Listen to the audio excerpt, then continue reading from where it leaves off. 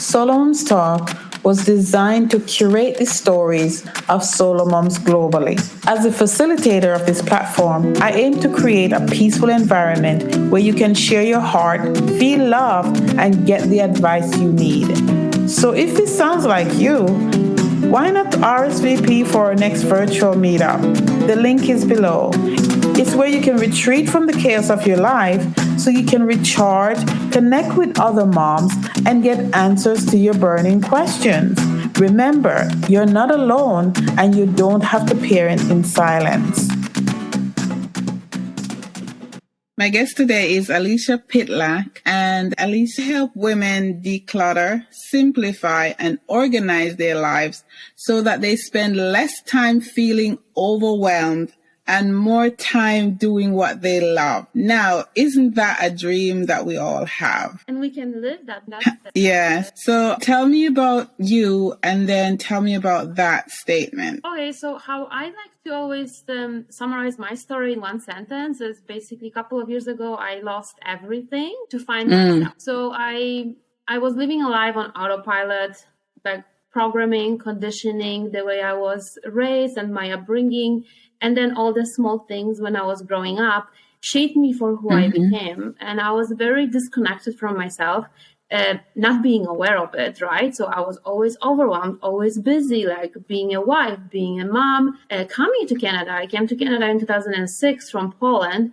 I had very little in Poland. I always had whatever I needed. But when I came to Canada, I didn't have the awareness that I was really broken inside. So when I came here, I was like, oh my gosh, this is an American dream. So I found a good job. Like I married and we had everything we needed. We were just focusing on getting more and more and more. So like, new cars, a house when you have a kid, like you're just checking everything off your list. But internally, I was so disconnected from myself. I was so unhappy in my marriage. I wasn't a conscious parent. I was dropping off my kid to daycare at 7 a.m., picking her up at 5:30.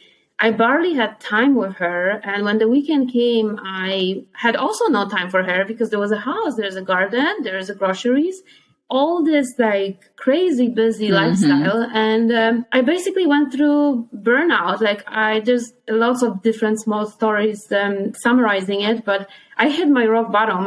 At some point I was like, I am a codependent people pleaser and I don't want to be this way anymore. I was boundaryless. I didn't know how to say no. And I didn't have awareness that I was really deeply wounded through my upbringing. Like my father was an abusive alcoholic and I loved him. I was actually taking care of him when my mom left him. And in my adulthood, I didn't realize that it shaped me for who I was. So then I married basically my father figure, trying to save my husband also from his addictions. And I was always stuck in a victim mode, blaming others for like, I am perfect because I was always the perfect one, not making any mistakes, saving everyone and doing a lot of things at once. I was being praised for like multitasking and being like a superwoman.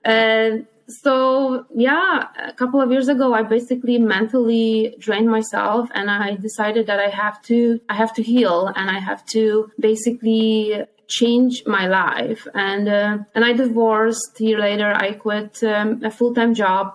In the meantime, I got right away engaged in a very toxic another relationship because I didn't really process my divorce. So I paused, and through my divorce, I sold everything. So I decluttered my external life to basically bring space for me and time to heal myself. And I got introduced to like inner healing, inner work, different therapies, different courses, different modalities, because I had so much stuff within me that I kept on attracting the same messiness that I had inside. So I committed to my healing, and here I am on the other side, living with little, but being super happy and discovering what I really love doing. My entire life, I was always doing an office job, being an office manager. And now I'm helping people declutter their spaces, but most importantly, their lives. Okay. Thanks for sharing that. And we go one of two ways. I was reading the other day that the way we were raised can go one of two ways, how we react to it. We could either say, well, I don't really care, and you live your life, selfishly and, without responsibility. or you go the other way, which is work, work, work, because you want to be the best because you want to show them. And yeah, so it's like what is kind of the stickers that are like what you described. It's like what I was like codependent, and the other one, I don't care. It's like a narcissistic, right? So we go two different directions. Yeah. So I was always attracting emotionally unavailable people to me because I wanted to give them everything, because I had so much, I was so perfect. I just wanted to fix and help everyone. So it's kind of like codependency and narcissism, but I just don't like to label people because we all have different, like a little bit of each, I believe, because we are broken, right? So we just have to heal and not to run away from it, because I don't care. And like being reactive is also a side of unhealed stuff within us. Yeah, for sure. I can relate to the codependent part of it. Yeah, codependency it's not easy, and especially for a codependent person, it was the same with me.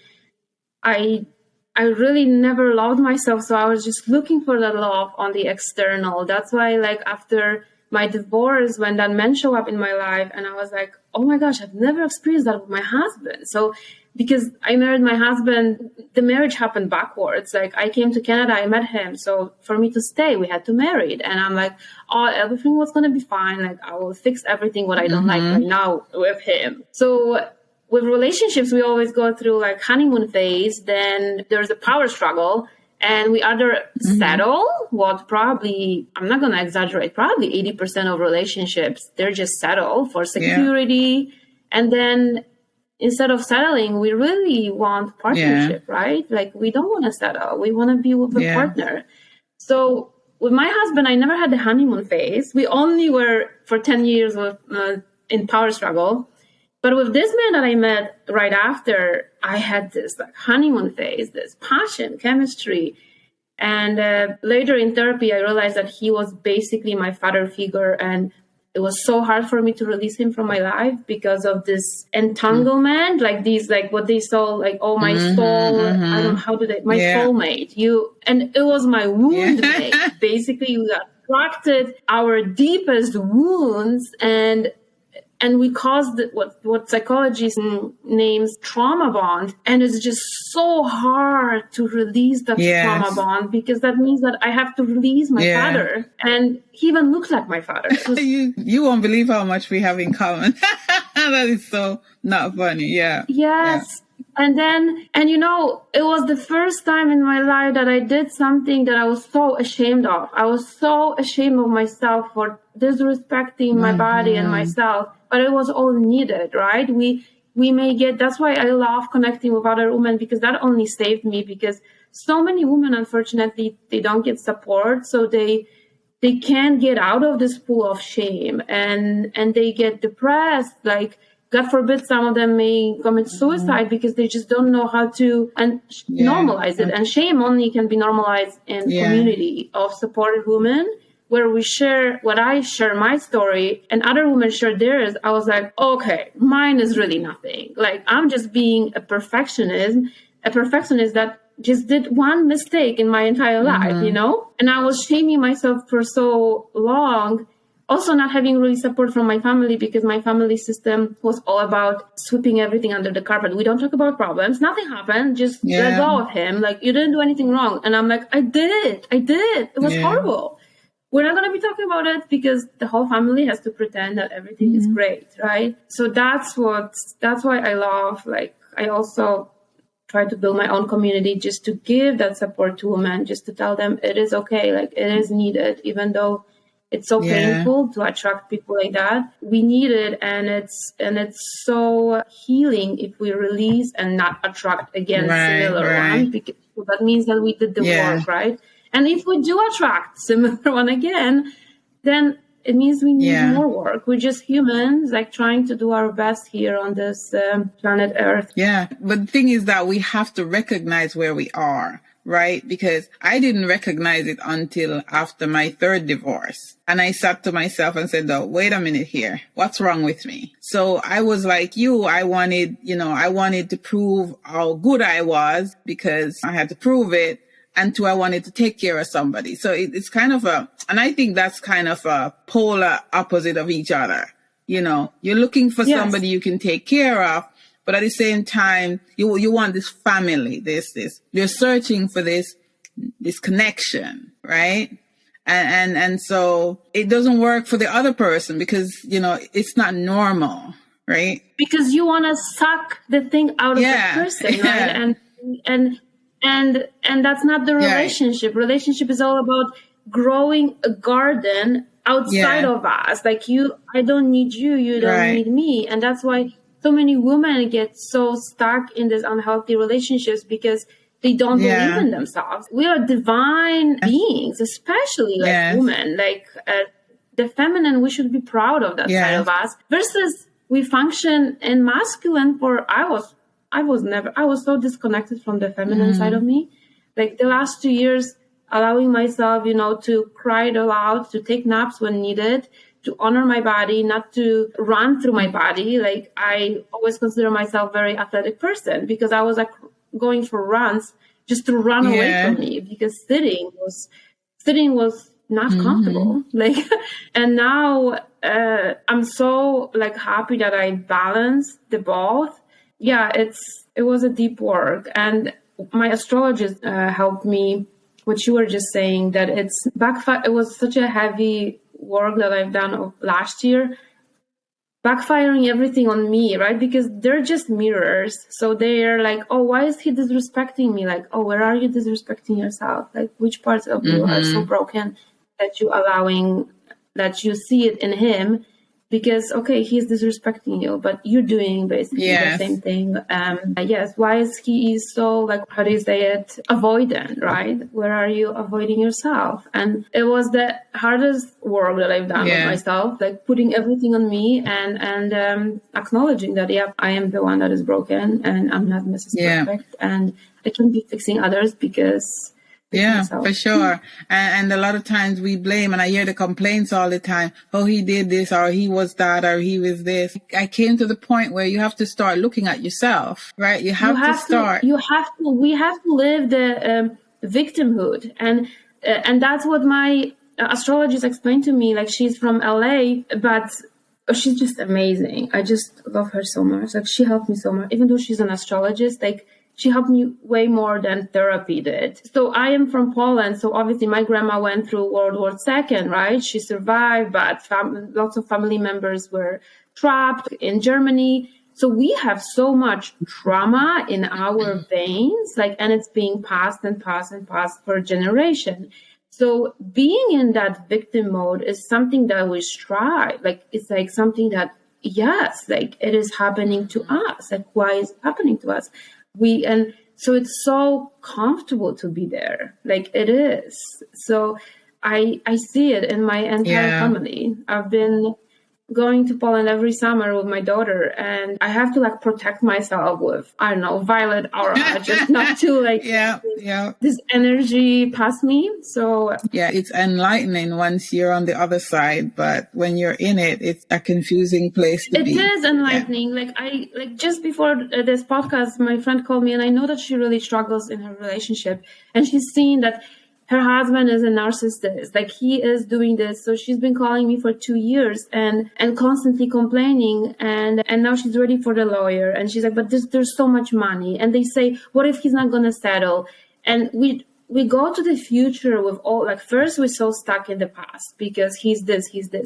And today I just said to her, like, I really want to help you, but I'm not going to be soft right now. You have to shake yourself. Like, you have to think about the present moment. Okay, you want to get a divorce. What is the next step? It's the lawyer. Don't think that the lawyer is not going to help you in 2 years because he's not going to settle your ex. Like, we have to face our fears, because if you live in a comfort zone, very toxic comfort zone for 40 years of your life, then, like, yes, you will have to face fears for the next couple of years. And it's not going to be easy. This journey is like, it's beautiful, but it's so painful. The journey of becoming.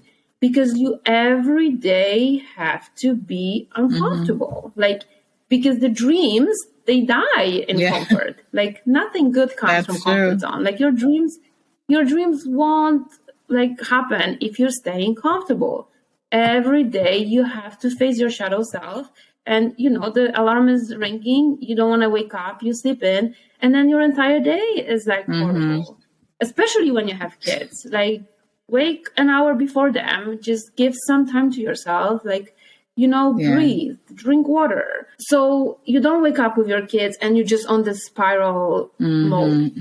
So yeah, it's not an easy work, but I believe we all came here to live an abundant life, not like a life in suffering. Yeah, sure. Thank you. All right. What is Alicia grateful for today? What am I grateful for today? I'm grateful for my great energy, actually. I woke up at 4:30 and I do around an hour and a half, 2 hours of like my spiritual practices and some workout.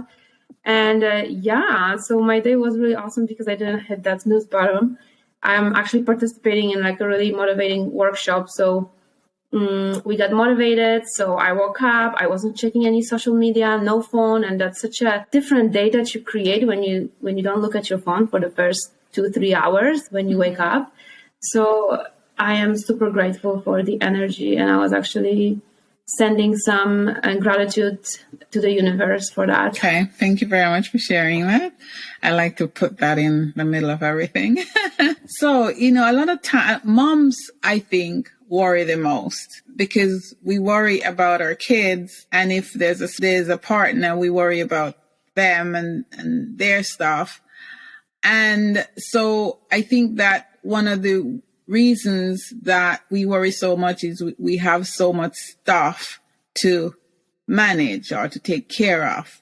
How can women, especially moms, live a more intentional life away from materialism? So I do believe that worries, they also come from our conditioned self. So like from those unhealed parts within us, right? If we not going to ground ourselves every day with some sort of practice, like really self-care is not about, soaking in a bathtub and doing the manicure. Like self-care is more about connecting to our soul, to ourselves, to our inner self, to ground ourselves. And I do believe that the morning is the best way to do it when it's still even dark. So when you start doing the work on yourself, and I've experienced that as being a mom, being very reactive 3 years ago to now. My daughter is almost 12, and that is a really hard age, like now to like probably 16, because I am so calm within myself. I don't worry. Like, I don't worry about her.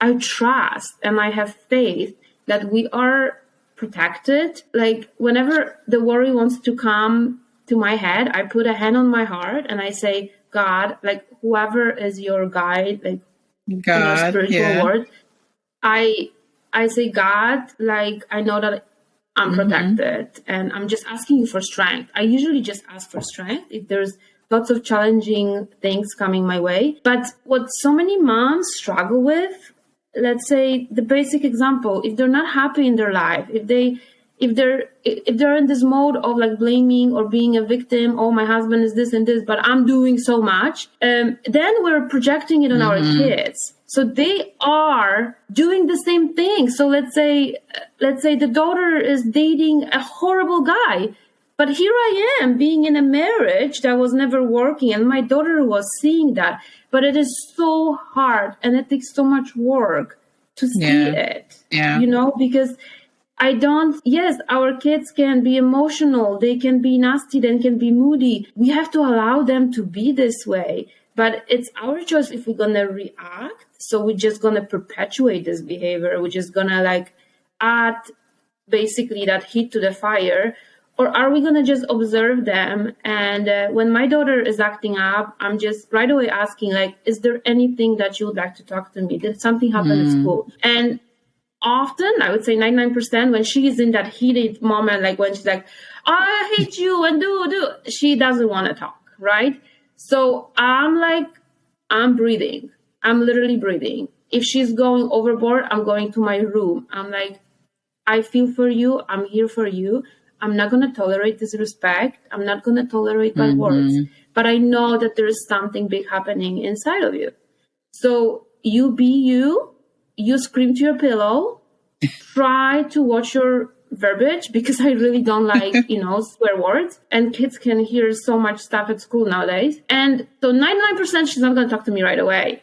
But 99.9, she is going to come after an hour or the next morning and vulnerably say to me what really happened. So vulnerability is something that we're not being taught at school. We just hide our suffering, our problems. We pretend that our family is perfect. And then a woman who is divorcing or a woman who is a single woman is shaming herself that she's the only one. No, you're not. Yeah. Most likely the friends that you have that claim that everything is perfect, they have, and I've experienced that in my life, that I was always like, oh, but he has such a great life. Oh, she has such a great life. But when you go deeper, basically these people are not honest, and that's okay. But I'm not sure if I answered your question, but basically to live an intentional life, everything starts with us, from decluttering our external and internal. Decluttering friends for me was the heaviest part, because I was codependent people pleaser. So I only had friends that claimed that their life is great, and they fed off my problems, and they were always telling me what to do. And then they were like, we told you to do this. How come you didn't do that? Because I started awakening, and I'm like, actually, I'm going to do whatever feels right for me. So they didn't like it. So, or at work, I quit because I started again, healing. And I was like, oh no, I'm not going to do that, because that's not my job, or I don't feel comfortable. So I started saying no. So if a girl who says yes entire life says no, especially surrounded by men, they call her a B word, or oh, what's wrong with you? Oh, do you, are you on your period? Or offensive stuff that. And so sometimes you cannot really fix that. You have to exit the environment. You have to exit the environment where you were your old broken self. And there is a painful bridge in between where you have no one, because you have to work on yourself. You have to scream it out. You have to cry it out. You have to do body work. We cannot fix our problems on a couch with therapist. The therapy can only take us maybe halfway. But then it's the body work. It's the breath work. It's the somatic work. Everything is stuck in our nervous system.